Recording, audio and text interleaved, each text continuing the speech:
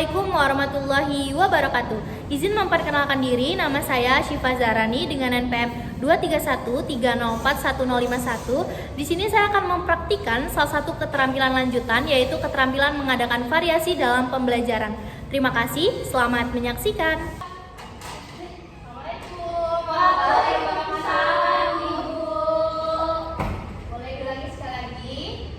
Assalamualaikum warahmatullahi wabarakatuh. Waalaikumsalam warahmatullahi wabarakatuh. Oke, terima kasih ya anak-anak sudah menjawab salam ibu. Kelasnya bau somai ya? Ada istirahat sama ibu. Istirahat habis ini mata pelajaran pendas atau apa? Enggak, ini pelajaran matematika. Terkuras energinya pelajaran Ibu Mariati. Iya, gimana? Bu siapa? Ibu Mariati. Oh, tadi Ibu Mariati ketemu sama saya di bawah. Iya. Rumah nenek, rumahnya di mana nih, San? Rumahnya di itu, Bu, di Tulang Bawah. Oh, di Tulang Bawah. Ini kamu pulang kampung. Jauh banget. Kalau Dea kemana, Dea? Hari ini saya liburan sama keluarga saya ke ini, Jukung. Jukung. Tapi udah move on ya, dari liburan hari ini. Iya, udah move on ya, udah siap belajar ya, ya. Oke, baik. Ketua kelasnya siapa? Ya Bu, ketua kelasnya siapa? Saya Bu, Pak. Iya Dea. Silakan Dea dipimpin doa. Baik teman-teman, sebelum memulai pembelajaran, alangkah baiknya kita berdoa menurut percayaan masing-masing. Berdoa mulai. Berdoa selesai. Amin. Baik, terima kasih Dea sudah memimpin doa pada hari ini. Ibu selanjutnya akan melakukan presensi karena kemarin libur. Siapa tahu ada yang masih nyangkut di rumah ya, belum beranjak dari tempat tidurnya. Siapa yang tidak hadir? Al-Erza. Siapa? Al-Erza. Ya. Iwan. Itu siapa ya nama panggilannya? Itu lupa. Iwan. Jadi sebelum tadi anak-anak sudah melalui pelajaran-pelajaran sebelumnya ya, sebelum mata pelajaran bahasa Indonesia ini. Nah, supaya kalian bisa move on, bisa semangat lagi dan bisa fokus lagi ke mata pelajaran yang ini, ayo kita berdiri terlebih dahulu. Pemenang itu untuk orang tua loh. Ya, berdiri semuanya. Sekarang ayo, tadi ada yang habis makan kan, tadi ada yang dilakukan. Kalau misalnya habis makan duduk nanti ngantuk ya. Baik, sekarang silahkan dilihat bajunya apakah sudah rapi semuanya. Sudah, jelas sudah dibersihkan dengan baik. Berbulu ada di kampung. Sekarang baik. Dia sudah pakai sepatu yang bersih. Sudah, Ibu. Sudah rapi ya. Sepatunya sudah dicuci besok kemarin hari Minggu. Sudah. Ya, rapi sekali. Rapi dia benar dia di rumah ya. Iya, benar pakai sepatu. Baik. Coba dilihat kanan kiri apakah ada sampah. Ya, dia sudah makan. Coba dilihat apakah ada sampah. Sudah ada sampah baik. Nanti semuanya sudah siap tuh.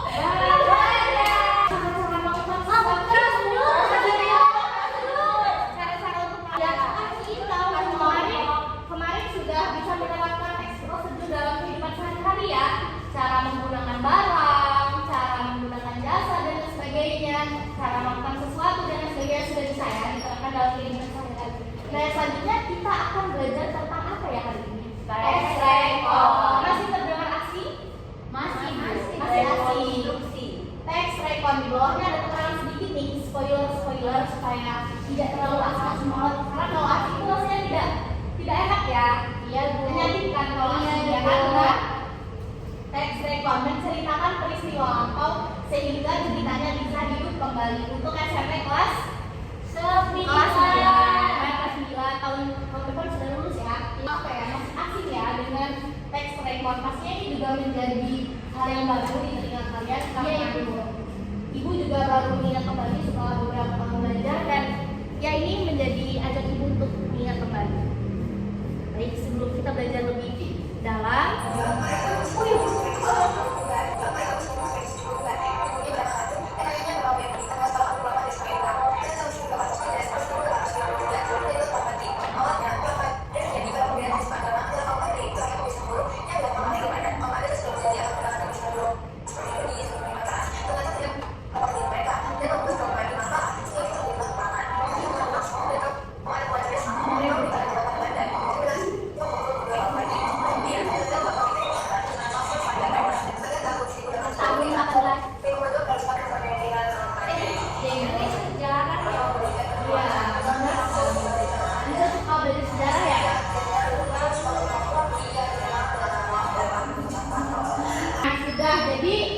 ini pasti anak-anak ini sudah tahu tadi ceritanya tentang cerita apa ya? Walaupun tadi tidak terlalu terdengar nih. Tentang apa ya? Tentang kabel? Bukan ibu. Apa ya? Sejarah sekali. Lalu di dalam penceritaan tadi, ya benar masa lampau karena tadi kan di judulnya kita sudah ada spoiler tuh menceritakan hal-hal yang sudah lampau sehingga dia bisa hidup kembali. Nah, jadi itu ada cerita lampau yang sudah lama ya. Perang padi itu sekitar tahun berapa ya? 18 sekarang sudah tahun 2025. Sudah berapa ratus tahun ya itu? Jadi sehingga perang padi ini sebenarnya tidak boleh dilupakan ya.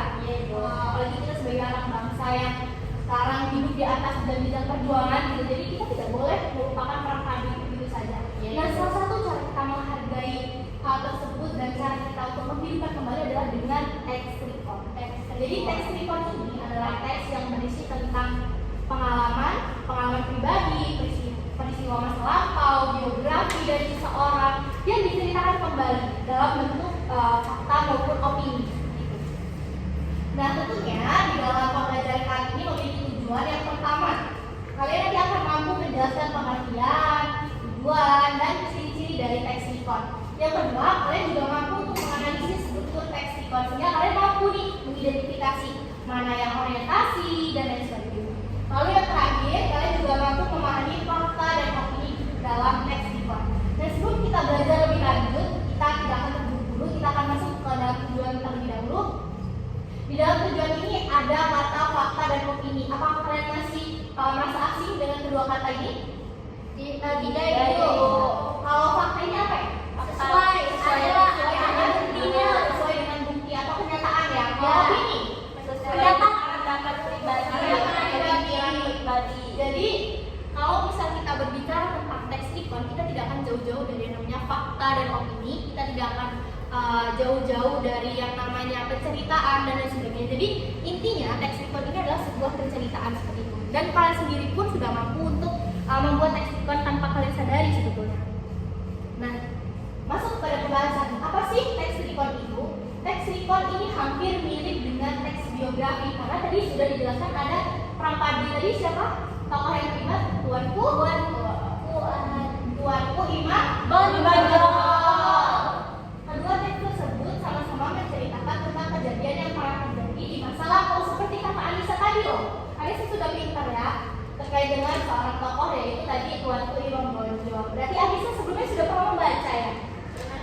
Sudah pernah membaca? Dia sekali. Jadi aku kangen dulu untuk Anissa. Untuk dia kalau belajar sejarah dia tidur bu. Tapi Anissa sudah bisa mengatakan kalau itu tadi sejarah ya kan? Berarti Anissa sudah pernah belajar, sudah tahu kalau ternyata cerita ini tidak sekedar khayalan ya Anissa ya. Dan yang membedakan teks recon dengan teks biografi adalah dalam teks recon juga ada yang bisa memahami? Tadi di dalam tujuan pembelajaran dalam teks recon juga terdapat opini pintar sekali. Jadi kita akan mampu menjelaskan pengertian, tujuan dan ciri, lalu kita mampu menganalisis struktur dan juga mampu memahami bahwa di dalam teks recon ini ada fakta dan juga opini. Jadi yang membedakan adalah itu. Kalau biografi kan semuanya fakta seperti itu ya. Nah, teks recon adalah satu jenis teks yang memuat suatu peristiwa, kegiatan, kejadian, atau pengalaman masa lalu yang telah diamati secara kronologis. Kronologis ada yang tahu? Apa sih kronologis itu? Ada rincian untuk kejadiannya. Iya, atau urutan waktu ya, kronologinya, dan ditujukan untuk memberi informasi ataupun pembelajaran dari peristiwa yang diceritakan tersebut. Jadi kalau tujuan teks recon ini tentunya tidak hanya menceritakan, tetapi juga ada pembelajaran yang dapat kita petik setelah kita mendengarkan cerita tersebut. Lalu ada tujuan dan manfaat. Tujuannya yang pertama, teks recon ini dibuat untuk memberi informasi tentang apa yang terjadi dan menghibur pembaca. Lalu manfaatnya yang pertama, membantu pembaca memahami satu peristiwa atau pengalaman secara utuh. Nah, sekarang ibu mau bertanya, kalian ada tidak yang bisa menceritakan pengalaman atau peristiwa yang sudah kalian pernah alami di masa lalu yang berhubungan dengan fakta dan opini? Saya menceritakan ya, boleh? Pertama adalah pertama kali saya memasuki SMP. Yang menarik nih ya. Jadi saya dulu SD-nya di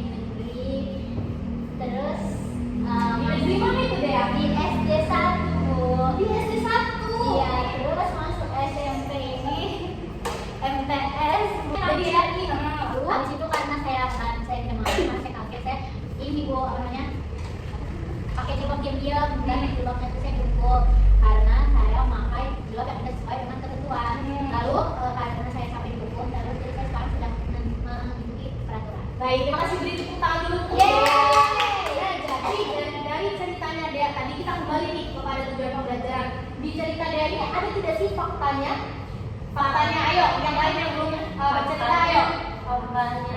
Faktanya, ketentuannya berpakaiannya harus sesuai ketentuan. nah iya, jadi kalau di sekolahnya Dea itu memang kenyataannya ketentuannya memang harus berjumlah panjang. Lalu di dalam ceritanya Dea tadi opininya apa ya kira-kira?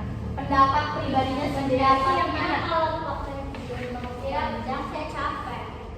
Terus dia memutuskan untuk pakai jilbab yang sesuai Aturan. Karena dia beropini capek ya, males panjang jilbab juga. nggak apa-apa nanti hukum, yang penting nyaman pakai jilbabnya. Iya, nyaman. Bener Dea? Iya, ya benar. Tapi sekarang saya udah tahu bahasa. Alhamdulillah. Ini jilbab. Gila. Itu bisa jilbabnya sekarang. Iya, logonya di logo. Iya, Anissa juga begitu. Ya, Ini logo apa? nah, tapi di dalam ceritanya Dea ini juga terdapat hiburan loh. Teman-teman yang mendengarkan tadi, teman-temannya Dea apakah merasa terhibur? Gimana Ya ya? udah mau suruh dia cerita bu. Baik, kalau kurang menarik dia boleh Dea cerita nih. Gimana tuh? Jadi berawal dari saya sekolah, saya adalah muridnya. Dia kan lagi ngomong kayak Ya udah kamu cerita. Sulitan sulit. Ayo biar. Jadi sebenarnya kalau menurut teman-teman mungkin nggak lucu, tapi menurut saya lucu karena saya pernah pergi ke sekolah waktu kelas 8 itu bu kemarin. Oh, kelas 8 Iya. Nah terus saya kesiangan bu, saya buru-buru karena malamnya saya harus ada acara syukuran. Ukuran di rumah. Di rumah saudara Oh, di rumah saudara. Iya. Dia ini sudah terdapat fakta. Lalu pas pagi-pagi saya ke teladan kan ibu. Nah di situ saya bukan pelajarannya olahraga kan ibu pagi-pagi. Nah tadi saya itu minum Celana, iya minum baju olahraga ibu. Jadi saya berangkat tuh buru-buru ke sekolah. Sampai di sekolah ternyata baju saya berbeda dengan teman saya bu. Tapi kan dia ulang atau ganti baju. Abang itu Dia antar papanya. iya udah bawa papanya dulu buat anterin baju. Tapi di situ saya di rumah tetap ikut pelajaran. Siapa ibunya? Pak Bowo yang udah di Baik, terima kasih ya Widya sudah menceritakan. Gimana di dalam pengalaman pribadinya Widya ini terdapat fakta ya bahwasannya keluarga Widya ini mengadakan syukuran, lalu pulangnya pengalaman jadi pulangnya kesian. kemalaman, itu faktanya. Lalu opininya ini Widya ini merasa malu Iya. berangkat ke sekolah menggunakan baju seiama. Saya juga berpikir baju yang saya gunakan itu sudah Sama, iya sudah benar, baik. Jadi sudah bisa membedakan ya dalam cerita kalian mana sih yang pendapat kalian dan mana yang benar-benar nyata. Berarti itu sangat bermanfaat ya. Jadi bagi kehidupan kalian. Nah, lalu yang selanjutnya mengembangkan kemampuan berpikir kritis dalam membedakan fakta dan opini. Nah, berarti tadi kalian sudah berpikir kritis loh. Walaupun kalian cuma menceritakan pengalaman yang sudah lalu, tapi dikenang kembali dan diceritakan kembali. Lalu yang keempat memberikan hiburan nih sekaligus pelajaran dari pengalaman yang diceritakan. Nah, tadi pelajaran dan hiburan dari cerita video tadi apa ya? Pelajarannya kita harus nggak boleh tidurnya telat. Terus harus ngecek seragam ya bu. Cek seragam, tidak boleh terburu-buru. tidak boleh terburu-buru. Beli. Iya. Dan yang terakhir menumbuhkan kemampuan reflektif atau merefleksi diri kita sendiri agar seseorang ini bisa mengambil makna dari peristiwa yang sudah dialami. Nah, tadi kan kita sudah mendengar nih dari teman-teman beberapa cerita tentang teks recon pribadi. Nah, kalau ini nih, apakah ada yang bisa menjelaskan atau mendeskripsikan ini gambar apa sih? Orang buang sampah sembarangan ya bu. Bakar kayu. Masa? Coba dilihat Oh, benar. berkomunikasi dengan asap. Ini orang zaman dulu ya, anak-anak Iya purba. Iya, dalam sebelum kita mengenal huruf ya, sebelum kita mengenal angka, sebelum zaman sejarah seperti itu. Jadi ini adalah teks record atau kejadian atau peristiwa yang sudah terjadi di masa lampau, tetapi ini tidak berupa pengalaman pribadi, tetapi pengalaman umum atau cerita kolektif yang memang benar-benar terjadi loh, bahwa pada zaman dahulu itu memang orang-orang berkomunikasinya sebelum ada telepon, televisi, apalagi sekarang komunikasi sekarang HP, bisa pakai juga apalagi telepon, email ya, surat juga bisa ya. Rumah juga telepon rumah. Iya, telepon rumah, telepon genggam, kalian juga punya kan ya di rumah ya? Belum. Radio, dan lain sebagainya. Nah ternyata pada zaman dahulu ini orang-orang berkomunikasinya menggunakan asap. Coba kalian bayangin, gimana tuh berkomunikasi menggunakan asap? Kalau saya tahu mungkin ya mungkin kalau misalnya dia mau ada sesuatu terus memanggil tetangganya yang beda gang atau beda itu, jadi dia menghidupkan asap ya, tetangganya tahu Iya. ini dipanggil ini Bu, datang ke rumahnya. Atau enggak Bu ya, nih ucapan-ucapan dia tuh masuk ke dalam ini bulan-bulan. Jadi seperti ini ya mungkin. Ibu juga kurang tahu ya, karena ibu juga tidak hidup pada masa itu. Tetapi mungkin sepengetahuan ibu, misal nih ada anggota keluarga yang meninggal, lalu Dari informasi keluarganya iya di asap ini, kalau misal asapnya ini terlalu besar atau terlalu ini kan berarti itu menandakan berita duka dan lain sebagainya seperti itu. Jadi intinya komunikasinya ini menggunakan asap. Lalu berkembang nih, itu bisa apa ya? Iya, bisa mengirimkan surat, tetapi tulisnya lewat sini nih. Titik, iya seperti itu. Lalu tik itu ya Bu. iya, yang biasa dikenal dengan mesin telegraf. Lalu menggunakan ini nih. Selanjutnya, ternyata sebelum ada telepon yang kita genggam pada saat ini, ternyata perkembangan teknologi saya ada di rumah. Dia masih ada yang punya layar vintage ya. Iya, berarti sebelum kita memegang handphone yang kita genggam pada saat ini, panjang ya, dari mulai asap, dari mulai telegram, radio, surat dan lain sebagainya. Nih, lalu ada juga menggunakan koran dan majalah. Kalau koran sebenarnya sekarang masih sering dipakai ya, radar. Nih seperti ini nih, contohnya nih.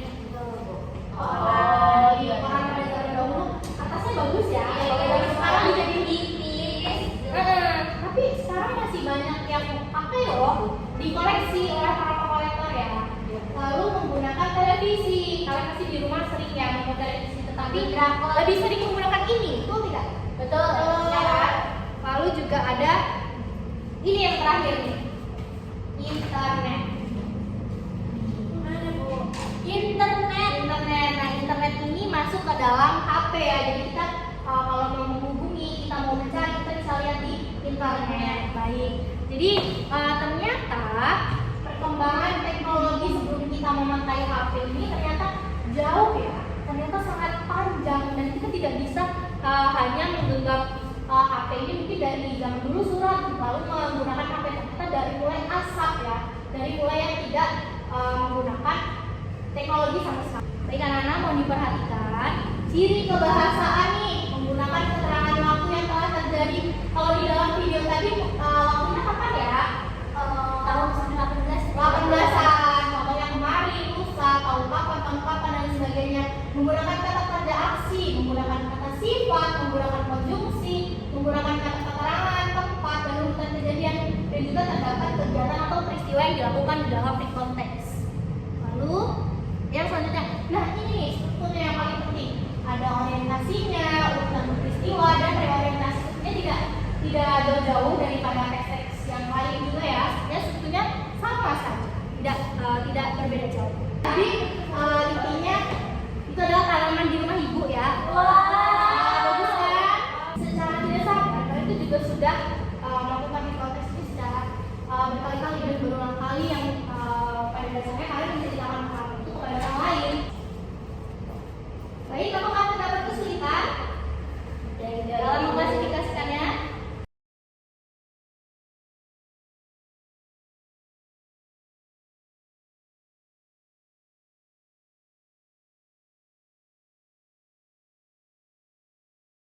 Yang berpikir kritis, ayo boleh deh maju ke depan, silakan. Baik Ibu.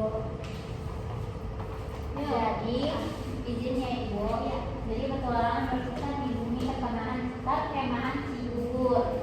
Pada bagian fakta itu pada tanggal 14 Oktober sampai bagian antusiasme.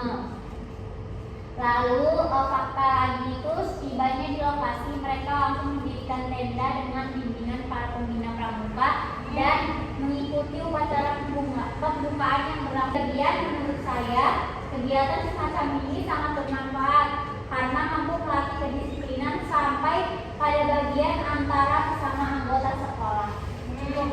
Baik, terima kasih Dea. Selamat Baik, ada lagi yang mau menjelaskan atau sudah cukup setuju dengan pendapat Dea? Baik, terima kasih ya Dea sudah berani mengutarakan pendapatnya dan membacakan hasil kerjanya. Baik, sekarang Ibu akan menanyakan kepada Vidya dan Anissa. Tadi sudah disebutkan oleh Dea tadi opininya bahwa siswa-siswa yang mengikuti perkemahan ini merasa kegiatan yang bermanfaat, lalu kegiatan yang bermanfaat. Nah, mengapa ya ini disebut sebagai pernyataan opini? Ada subjeknya Ibu, Karena kan tidak semua orang Tidak semua hal tidak semua orang tuh merasa si kegiatan itu senang, hatinya senang ya. ada yang sakit. Iya, ini menurut pribadi ya. Lalu fakta nih, kenapa ya pernyataan ini disebut dengan fakta? Karena memang kegiatan waktunya kapan gitu Bu. Memang dilakukan pada tanggal 14 Oktober. Lalu memang faktanya kegiatan buka dapat dilakukan sesuai dengan yang dituliskan ini. Iya, apa itu namanya? Mencakup jelajah malam, lomba memasak dan lain sebagainya. Baik, terima kasih anak-anak Ibu. Sepertinya kalian juga sudah paham ya, karena ini juga sebenarnya tidak terlalu jauh dengan kehidupan kita. Nah, lalu ini ada juga nih implikasi terhadap digitalisasi pada masa sekarang. Pasti anak-anak Ibu sering dengar berita hoax dan juga berita yang real ya. Kalau bisa kalian bisa tidak sih menyebutkan satu berita hoax yang mungkin pernah kalian dengar? Itu kan tidak ada. Iya, berita kiamat 2012 itu kan tidak ada apa ya, tidak ada landasannya ya, tidak ada fakta yang mendukung. Tsunami Bu. Iya, lalu realita nih, berita yang benar nih, apa nih? Tsunami di Aceh. Tsunami di Aceh pada tahun 2004 ya. Tsunami di Aceh pada tahun 2004. Bu, satu lagi Bu, Apa tuh? corona Bu. Corona. Iya, Anissa dulu bisa menjaga kesehatan ya, berarti sudah bisa mencuci tangan dengan baik, menggunakan sabun, menggunakan masker dan lain sebagainya. Covid. Tapi kan udah sembuh. Di Wisma Oh, Bang Ade. Anissa pernah kena COVID? Iya, di Wisma Bang Ade. Itu rumah sakit ya? Iya Bu. Apa ya? Baik, sepertinya waktu kita tinggal sebentar lagi ya. Tadi Bu Lilis sudah lewat-lewat tadi ya, kayak enak juga saya ya. Jadi materi kita kalian sudah berhenti dan juga sudah bisa mengidentifikasi nih bagian opini dan juga fakta, dan juga kalian juga bisa mengidentifikasi strukturnya, jadi dari orientasi pengenalannya tadi ada Tuan Prima Bojong itu pada tahun berapa, pengalaman Tuan Fadri, lalu kita tujuannya pada tahun 1800 berapa sampai pada sekarang itu perjuangannya dilalui dan lain sebagainya, atau reorientasi seperti penceritaan kembali saja atau simpulan. Sebenarnya kalian juga tidak asing karena pada teks-teks sebelumnya juga pasti kalian sudah belajar. Nah, anak-anak Ibu tolong diingat instruksi pada hari ini, tolong dicatat, dibuka buku catatannya. Minggu depan silakan siapkan kertas folio bergaris. Ujian ya Bu. Udah dong, ayo dicatat dulu. Ibu minta kalian untuk menyiapkan kertas folio bergaris. Sudah? Beserta dengan penggaris, pensil, dan juga alat tulis lain yang mendukung seperti penghapus dan sebagainya. Lalu di rumah silakan siapkan dan juga baca kamus besar bahasa Indonesia. Ada yang sudah pernah baca? Sudah, Ibu. Sudah. Boleh kamus daring, boleh juga kamus cetak. Baik, sudah. Sudah Ibu. Kamusnya ini yang revisi terbaru ya anak-anak ya. Ya kalau tidak salah yang revisi 5, KBBI 5.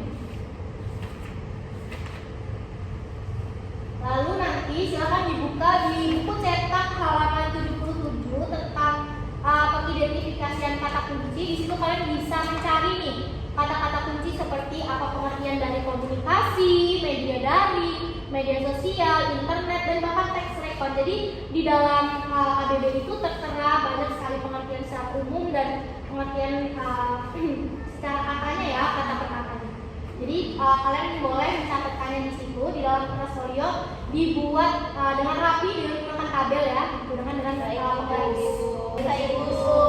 Nanti silakan dirapikan bukunya. Hari ini yang bikin siapa anak-anak? Anissa. Anissa tolong nanti penghapusnya dihapus ya. Baik, Ibu. Tolong nanti yang bikin juga dikondisikan kembali kelasnya. Habis ini jamnya siapa? Bu Lili. Bu Lili siapa? Saudara laki-laki. Baik, itu RKBD-nya boleh disimpan ya sebagai pembelajaran.